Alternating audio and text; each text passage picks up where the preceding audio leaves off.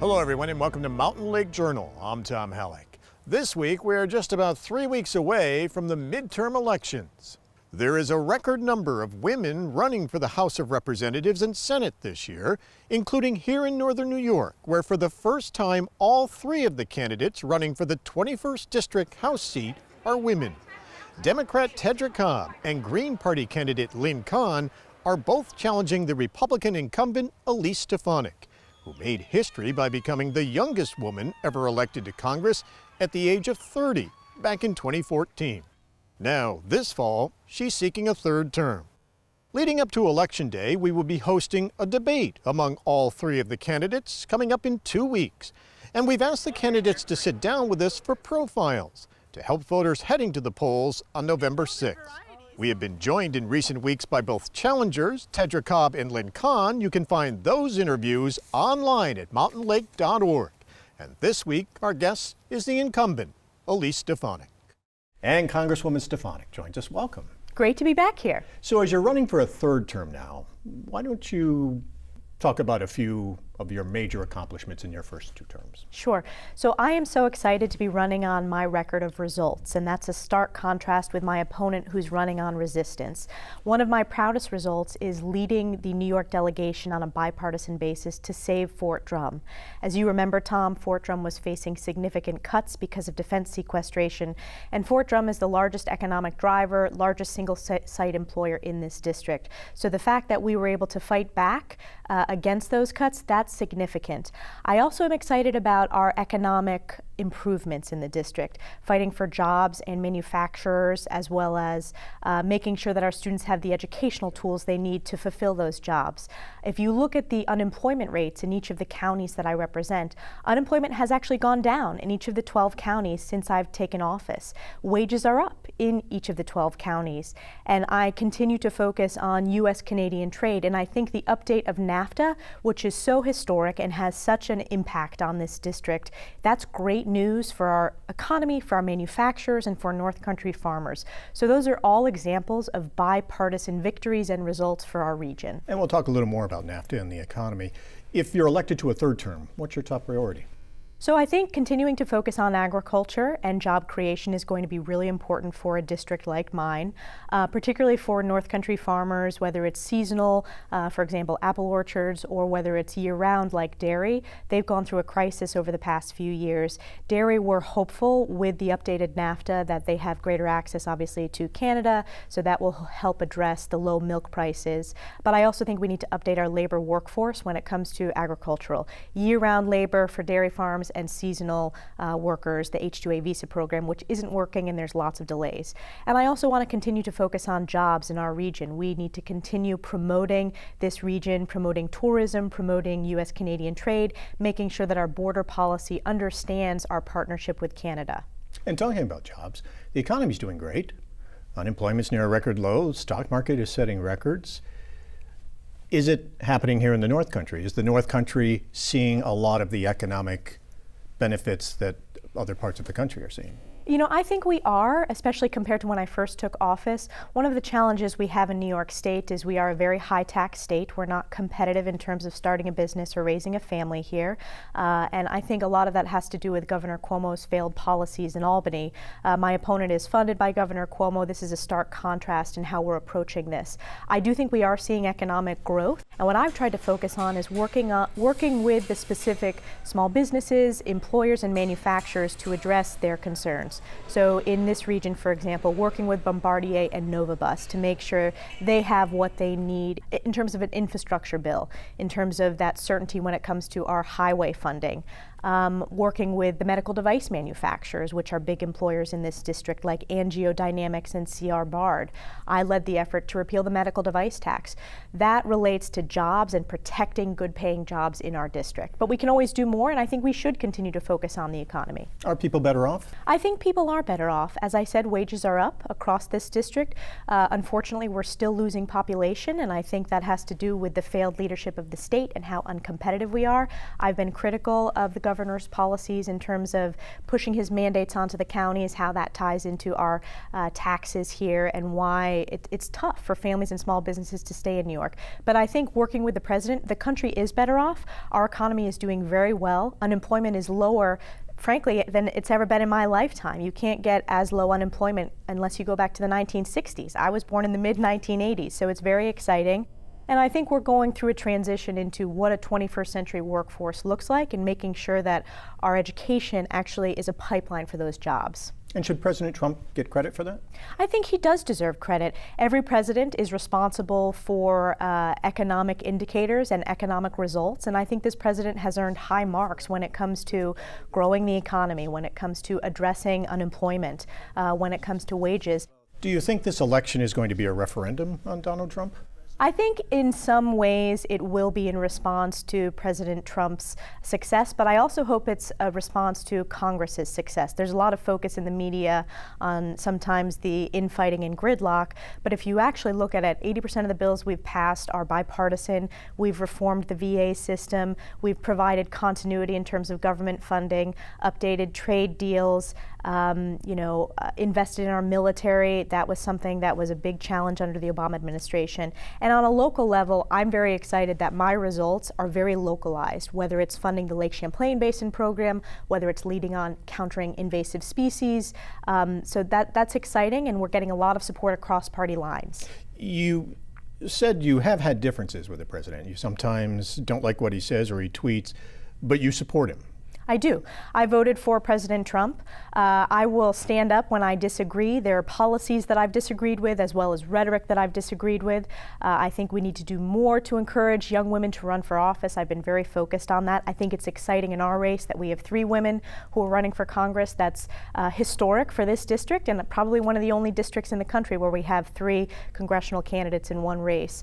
I disagreed with the president on his Muslim ban, for example. I don't think we should have a religious litmus test as a part of our immigration system.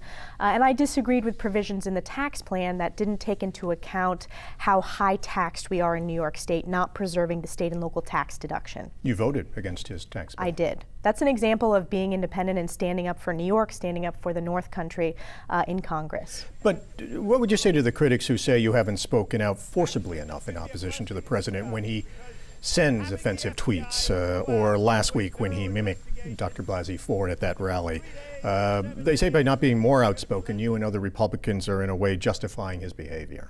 Sure. So in terms of his statement regarding Dr. Ford, I did speak out and say that that was inappropriate and unacceptable. And I will continue to speak out when I disagree with the president. But on policies that are important for this district deserves a representative that will work with the president of either party, that will work with their colleagues of either party. And that's why I have one of the top 10% most bipartisan records in Congress. Brett Kavanaugh was sworn in and seated this week on the Supreme Court.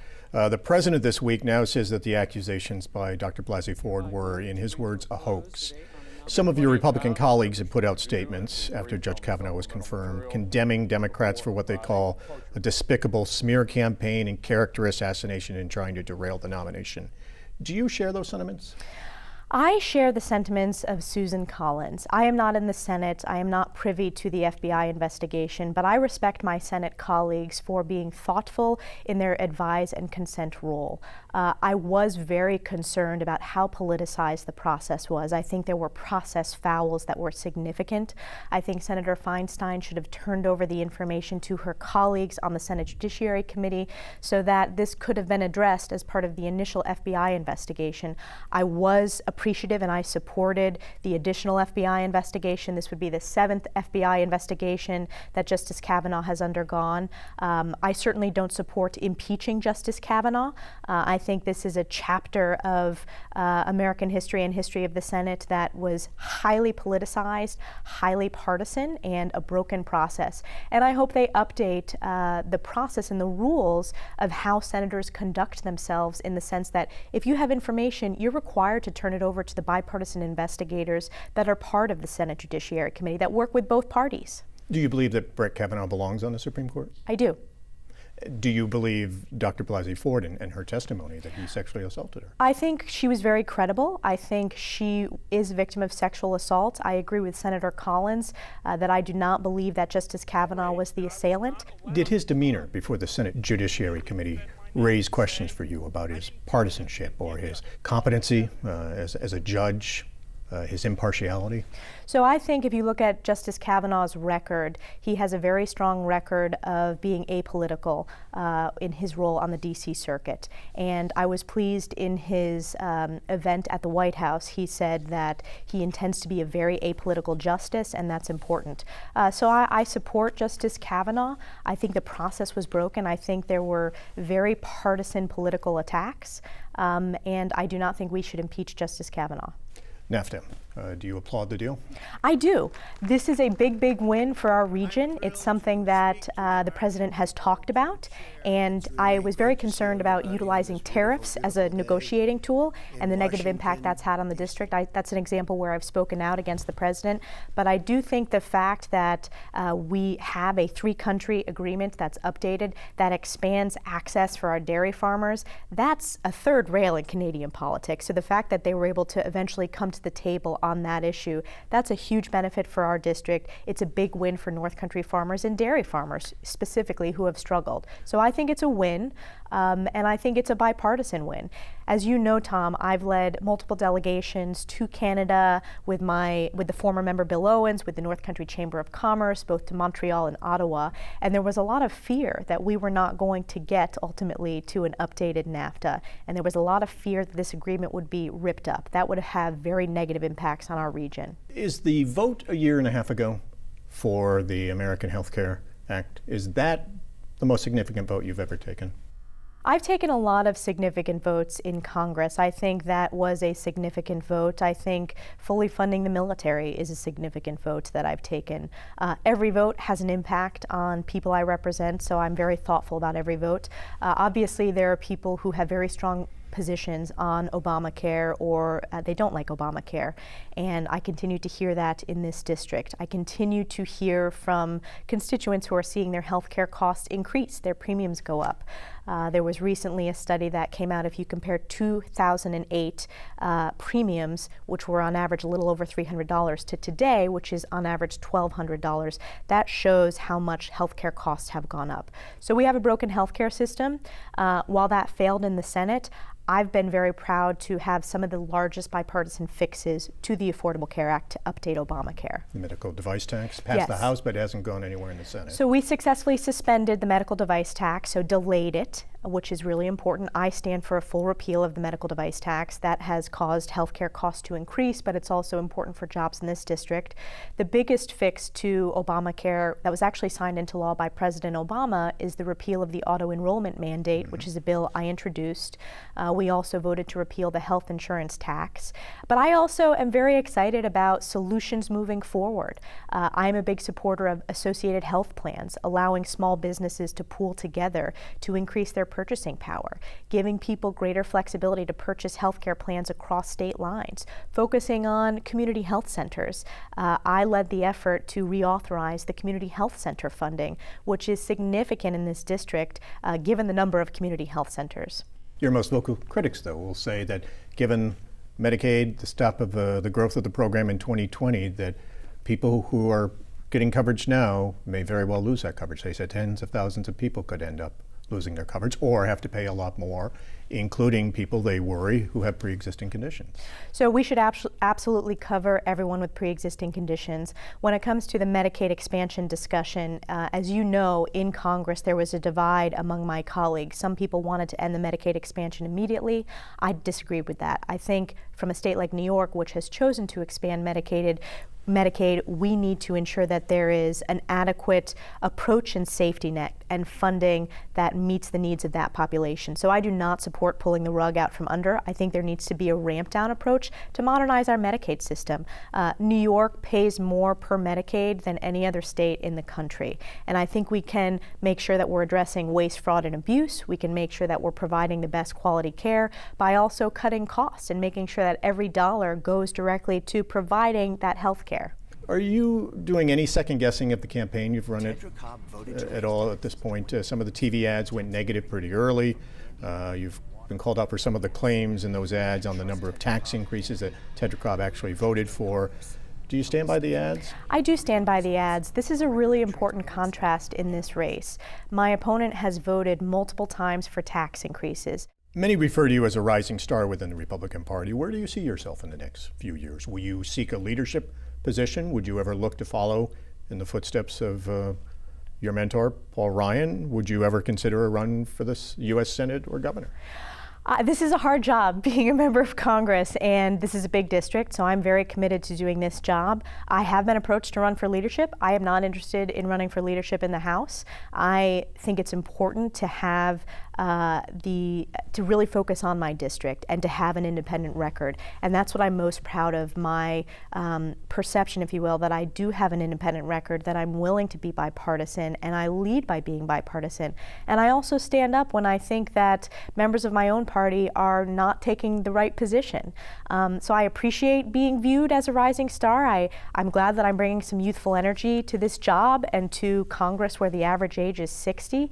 And I hope more young people step up and run for office and challenge their own party.